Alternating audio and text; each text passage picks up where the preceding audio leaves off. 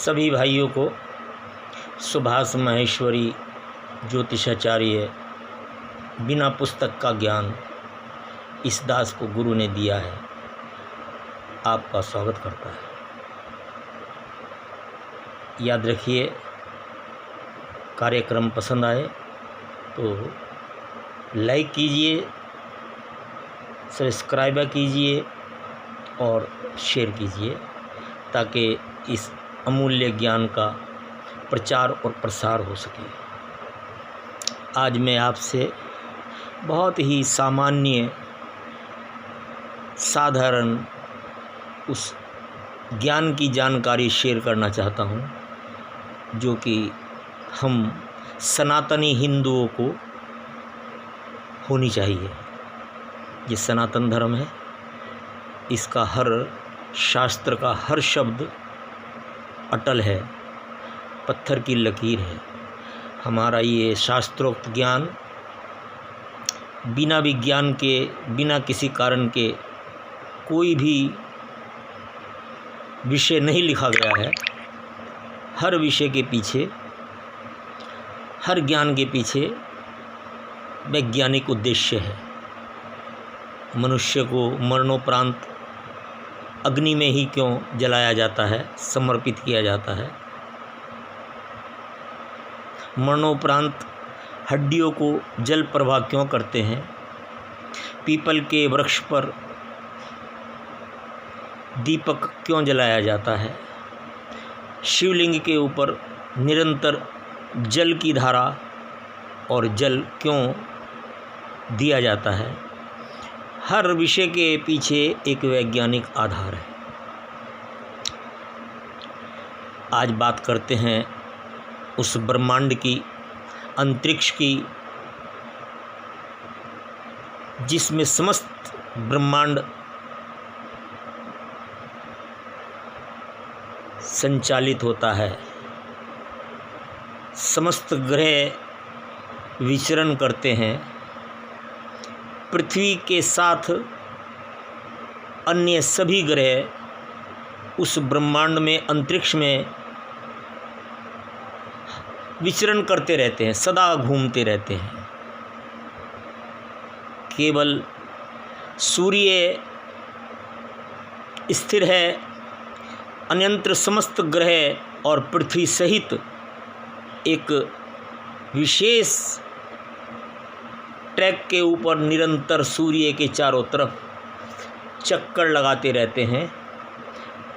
अन्य उल्का पिंडों के साथ जो यदा कदा हमारी पृथ्वी पर आकर गिरते हैं, आप नित्य अखबारों में पढ़ते हैं। हमारे इस अंतरिक्ष के 12 भाग किए हुए हैं हमारे पुराण शास्त्रों में ज्योतिषाचार्यों ने, जिनके पास अद्भुत दिव्य दृष्टि एवं अनंत भक्ति का भंडार है। आज भी वो पूजनीय, उनको याद किया जाता है। सप्तऋषियों का स्थान हमारे शास्त्रों में विशेष है। पराशर ऋषि ज्योतिष के महान ज्ञाता, अन्य और न जाने कितने ऐसे आचार्य और गुरु हैं जो अंतरिक्ष में रहकर समस्त ग्रहों की रचना, क्रियाकलाप देखकर उन्होंने इस ज्योतिष का आगमन किया। मानव की सभ्यता की मार्गदर्शन के लिए इस ज्ञान को पृथ्वी पर लिखा, भेजा। ये 12 भाग 12 राशियों में निर्धारित किए हुए हैं और यदि देखा जाए तो साल के भी 12 महीने होते हैं। हर राशि 30 अंश की गिनी गई है, तो लगभग हर महीने में 30 दिन गिने जाते हैं। अन्यंत्र ये 7 ग्रह सूर्य, चंद्रमा, मंगल, बुध, शुक्र, शनि, बृहस्पति देव और रवि, सूर्य को इशारा करता है, रवि। इस तरह से ये 7 दिन सातों ग्रह के निमित्त निर्धारित किए हुए हैं। और इसी प्रकार हर 30 दिन के अंदर 2 पखवाड़े होते हैं, 15-15 दिन के, जो सूर्य और चंद्रमा की परिक्रमावश पृथ्वी के साथ संबंधित शुक्ल पक्ष और पूर्णमासी को कहलाते हैं। कुल मिलाकर ये कहना है मेरा, आपने छठी किताब से ही भूगोल के दर्शन किए होंगे और वहाँ ये सब पढ़ा होगा कि हमारी समस्त धरती, भूमंडल, वनस्पति, मानव जाति उस 9 ग्रह के संचालन में चलती है जो ब्रह्मांड में विचरण करते हैं, ना कि कोई भी देवी देवता या भगवान उनका निर्देशन या संचालन करता है। इन 9 ग्रह की महिमा से ही दिन और रात, सर्दी और गर्मी, बर्फ़ और ओले, आंधी और तूफान, सुनामी, भूकंप, अर्थक्वेक वगैरह वगैरह सभी इन 9 ग्रह की पराक्रम से ही उत्पन्न होते हैं।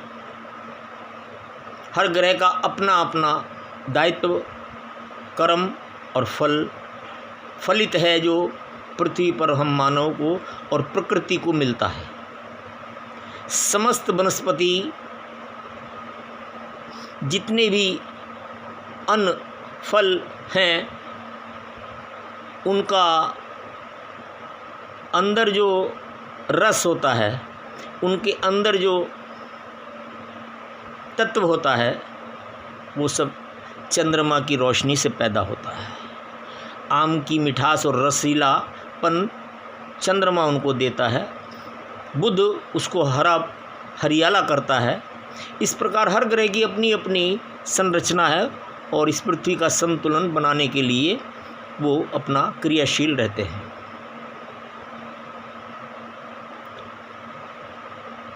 अब बात आती है उन 12 राशियों की और 7 दिन के 7 ग्रह की, जिसमें 2 ग्रह 9 ग्रह जो कहलाते हैं वो राहु और केतु हैं, जिनका अस्तित्व ज्योतिष में छाया ग्रह के रूप में मंडित है। तो 7 ग्रहों के नाम से 7 दिन, रविवार सूर्य, सोम, चंद्रमा, मंगल, बुध, बृहस्पति, गुरु, शुक्र, शनि, इस प्रकार 7 ग्रह 7 दिन कहलाते हैं। और 12 राशियाँ, 12 मास। इस प्रकार आपको एक बहुत ही सामान्य और साधारण मैथमेटिक्स, जो जानते तो सब हैं लेकिन उसका गणना समझना और समझाना थोड़ा मुश्किल काम है, जिसका ज्योतिष के अंदर बहुत महत्व है। 27 दिन, 27 नक्षत्र हैं। चंद्रमा के द्वारा निर्धारित स्त्री को 27 दिन की साइकिल, मासिक धर्म निर्धारित किया गया है, जो असंतुलित होकर कम और ज़्यादा भी हो जाता है। 27 ग्रह, 12 राशियाँ और उन पर विचरण करते हुए 9 ग्रहों की परिक्रमा, मध्य में सूर्य,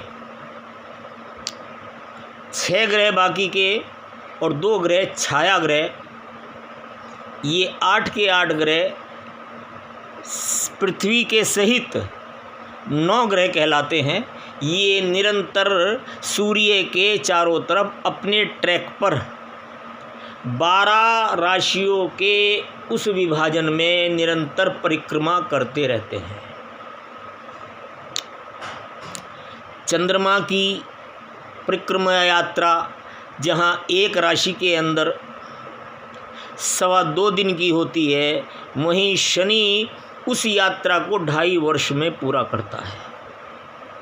बृहस्पति देव 1 वर्ष में पूरा करते हैं। बुध 20 से 22 दिन के अंदर उस यात्रा को पूरी करता है। इस प्रकार सभी ग्रहों का गति के अनुसार उनका अलग अलग समय निर्धारित है, ऐसा शास्त्रों में मंडित है। बात कर रहे थे नक्षत्रों की। विषय यही है कि गंडमूल किसे कहते हैं। आपने सुना होगा बच्चा गंड में पैदा हुआ है। अब ये गंडमूल क्या होता है साधारण भाषा में, लेकिन उसके पीछे का असली क्या कारण है वैज्ञानिक और ज्योतिष के अनुसार, ये मैं आपसे अगले एपिसोड में शेयर करूंगा। अभी मैं अपनी वाणी को विराम देता हूं। यदि आपको वीडियो पसंद आए तो लाइक कीजिए, सब्सक्राइब कीजिए और